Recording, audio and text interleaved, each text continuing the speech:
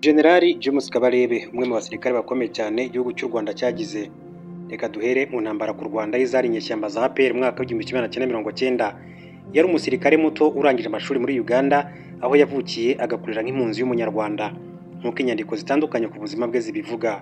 Muri iyo ntambara yakuyeho ubutegetsi bwari i Kigali mu mwaka w'1994 igahagarika jenoside yakorewe Abatutsi. James Kabarebe wari ugeze ku ipeti rya Colonel yari aide de camp Somambike wa Major General Paul Kagame wari uyoboye urugamba.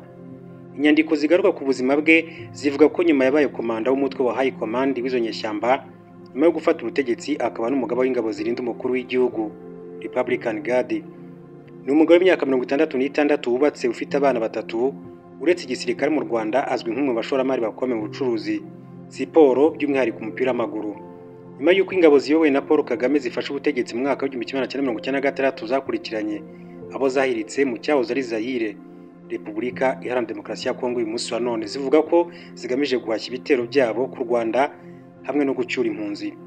Colonel Kabarebe wari mu basirikare bizewe na Paul Kagame niwe wayoboye ingabo zinjiye muri Zaire ya Mobutu Sese Seko, ariko intambara yafashe indi ntera ubwo ingabo z'u Rwanda zafashaga inyeshyamba za Laurent Desire Kabila gukomeza bagana Kinshasa. Iyo ntambara ntiyatinze cyane. Mobutu wari urembejwe n'indwara ntiyarashoboye guhuza ibikorwa by'intambara ndetse no kurinda igihugu cye. Muri Gicurasi hari ku itariki ya 5 mwaka w'1997 Kinshasa yarafashwe. Mobutu arahunga, Kabila afata ubutegetsi afashijwe cyane abasirikare ba Kabarebe hamwe n'urubyiruko rw'abanyekongo bavuga ikinyarwanda, ndetse ahita agira uyu mugaba w'ingabo za Kongo yaramaze kwambura izina rya Zaire. Ibyatinze havutse ubushyamirane hagati ya Kabila n'ingabo z'u Rwanda mu mwaka w'1998 avanaho General James Kabarebe. Bibyaje kuvamo intangiriro y'intambara ya kabiri ya Kongo, yabaye inkundura ikazamo n'ibindi bihugu nka Zimbabwe na Angola byafashije kurengera ubutegetsi bwa Joseph Kabila bwa Laurent Desire Kabila. Mu mbwirwaruhame ze, Kabarebe yagiye agaruka kenshi cyane ku gitero kizwi nka Operation Kitona yayoboye muri iyi ntambara muri Kanama itariki ya 8 umwaka w'1998. Umunyamateka mu bya gisirikare James Stekel mu nyandiko ye The Kitona Operation Rwanda's Gamble to Capture Kinshasa and the Misleading of NRA yavuze ko uburyo ingabo ziyobowe na Colonel Kabarebe zafashe ikibuga cy'indege cya Kitona mu burengerazuba bwa Repubulika ya Demokarasi ya Kongo ari igikorwa cyari gitunguranye cya gisirikare kandi kidasanzwe, cyari kigamije gufata Kinshasa vuba ndetse kandi no guhirika Kabila. Stekel avuga ko iki gitero kidasanzwe cyari kujya mu mateka y'insinzi zikomeye cyane za gisirikare iyo kigera ku ntego zacyo, ariko ntibyashobotse kuko Angola na Zimbabwe zinjiye mu ntambara zirengera Kabila. Kabarebe n'ingabo yarasigaranye bahungira muri Angola, babasha gufata ikindi kibuga cy'indege gito cyane bagihagurukiraho bataha, nk'uko yagiye bigarukaho mubwira aho amaze. Nyuma Kongo ya kabiri nk'uko bita iyi ntambara, Kabarebe yazamuye mu mapeti agera ku rwego rwa generali w'inyenyeri enye. Muri 2002 yagizwe umugaba mukuru w'ingabo z'u Rwanda mbere yo kugirwa minisitiri w'ingabo muri 2010, umwanya yavuyeho muri 2018.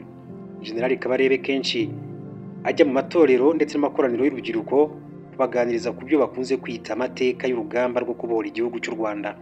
Uyu mugabo w'intyoza mu mbwirwaruhame azwiho kubabarira urubyiruko inkuru z'intambara yarwanye nk'intambara y'abacengezi cyangwa se Operation Kitona, ubutwari bw'ingabo z'inkotanyi akabihuza n'ibiriho, akabifatanya no gukundisha abato igihugu no kunenga abanzi b'ubutegetsi bw'igihugu cy'u Rwanda.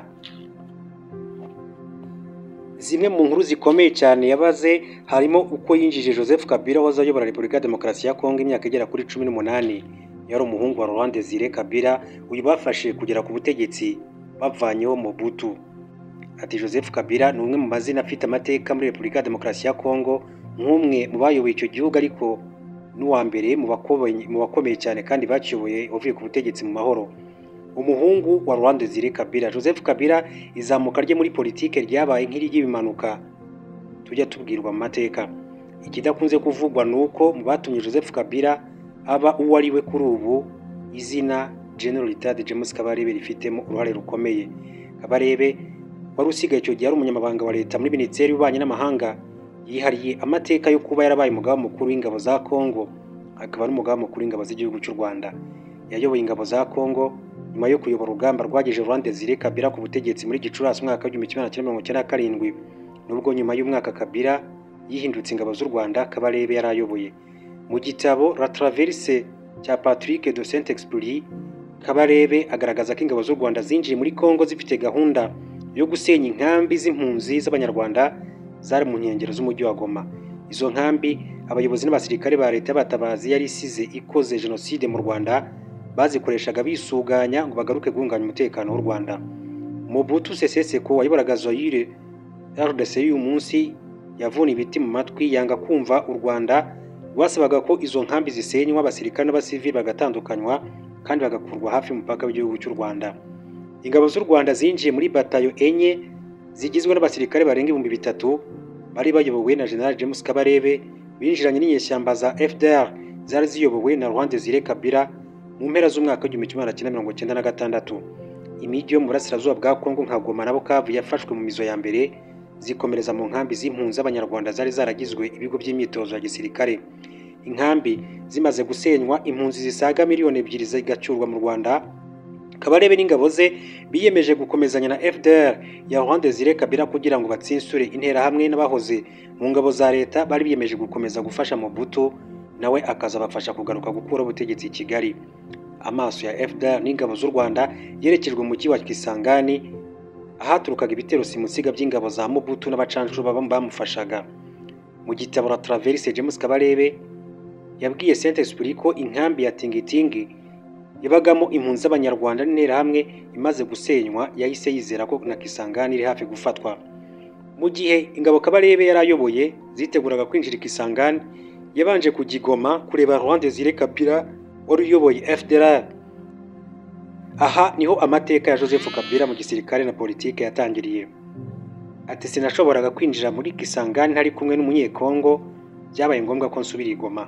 Icyari kijyanye Kabarebe kwari ugusaba Laurent Desire Kabila ko mu muhungu we Joseph Kabila kugira ngo binjirane mu mujyi wa Kisangani. Kabarebe avuga ko bitari gushoboka ko ingabo z'u Rwanda zinjira Kisangani zonyine kuko abanyekongo bashakaga kubona bene wabo. Ati naramubwiye ni ukuvuga Laurent Desire Kabila nti muzehe ndashaka umuhungu wawe Joseph. Nari nzi ko Joseph kuko yari yarabaye mu nzu yanjye Kigali umwaka wose. Laurent Desire Kabila yabajije Kabarebe icyo ashakira umuhungu we, dore ko icyo gihe atari yakabaye umusirikare. Kabila kandi yari afite ubwoba bwo ko umuhungu we ashobora kwicwa kuko nta na rimwe yari yakagiye ku rugamba. Kabarebe yaramusubije ati nzamwigisha, nzamuha imyenda ya gisirikare n'imbunda kuko ndamukeneye cyane. Laurent Desire Kabila yageze aho ava ku izima yemera ko Joseph Kabila ajyana Kabarebe ku rugamba Kisangani.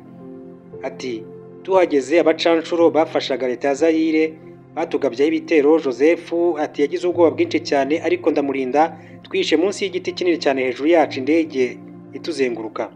Icyo gitero cy'abacancuro kimaze kunanirwa, Kabarebe n'ingabo ze bagose agace kitwa Bafobori ari hafi ya Kisangani kuko ariho hari ibindiro by'ingabo zirinze uwo mujyi.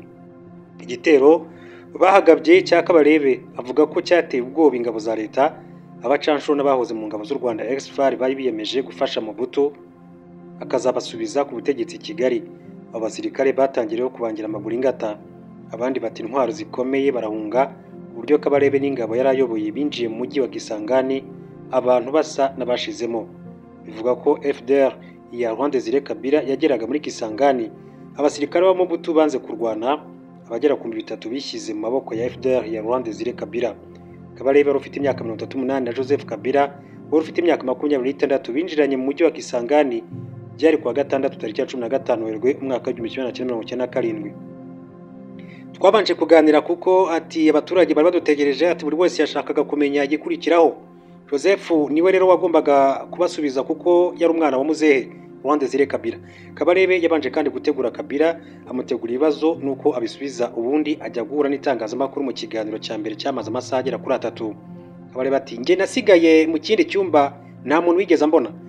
Byasabye icyumweru ngo Laurent Desire Kabila agere i Kisangani aho yahuriye n'abaturage muri stade akababaza ibyo bashaka, nabo bati dukomeze i Kinshasa.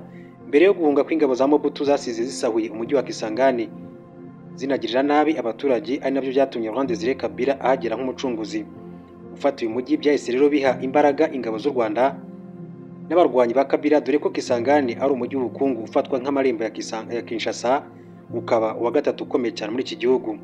Uyu mujyi kandi wari ibirindiro by'ingabo za Zaire FAZ mu gihe cy'urugamba, ari naho hategurirwaga ibitero bikomeye cyane byo guhashya FDR mu burasirazuba bw'iki gihugu. Ifatwa rya Kisangani ryavanye Mobutu ku izima, yemera ibiganiro FDR. Uyu mujyi kandi ifatwa ryabo ryatumye Mobutu yirukana Kengo Wadongo wari minisitiri w'intebe. Ibiganiro ntacyo byatanze kuko nyuma y'amezi agera kuri 2 muri Gicurasi umwaka w'1997 ingabo za FDR zifashijwe n'u Rwanda zafashe umujyi wa Kinshasa, bishyira iherezo ku butegetsi bwa Mobutu Sese Seko bwari bumaze imyaka isaga 30. Uruhande Zire Kabila amaze gufata ubutegetsi, umuhungu we Joseph Kabila yakomeje igisirikare kugeza muri 2001 ubwo yasimburaga se amaze kwicwa. Ubwo Joseph Kabila ajyaga ku butegetsi muri 2001 yaravuye ku buyobozi bw'ingabo zirwanira ku butaka afite ipeti rya General de Brigade.